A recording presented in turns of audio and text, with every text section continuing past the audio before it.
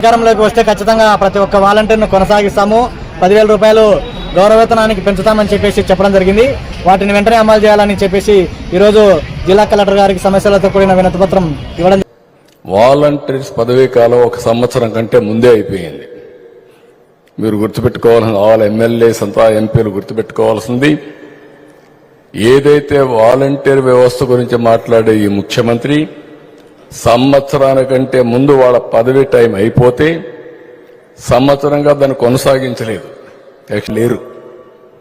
కొంతమందికి రాజీనామాలు చేయించారు, మిగిలిన వాళ్ళు కూడా ఎప్పుడో వాళ్ళకి ఇచ్చకుండా రోడ్డు మీద మాట్లాడుతూ ఉంటారు. అందుకే ఆ రోజు చెప్పా, ఎన్నికల కంటే ముందు చెత్త ప్రభుత్వం అని.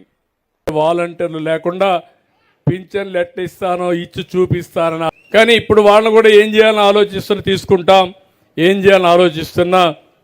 ఏదైనా ప్రతి ఒక్కరికి ఒక రోల్ క్లారిటీ ఇచ్చి మీ జీవితాల్లో వెలుగు తేవడానికి, మీకు అండగా ఉండడానికి ఏ విధంగా ఉండాలనో అది కూడా ఆలోచిస్తాం.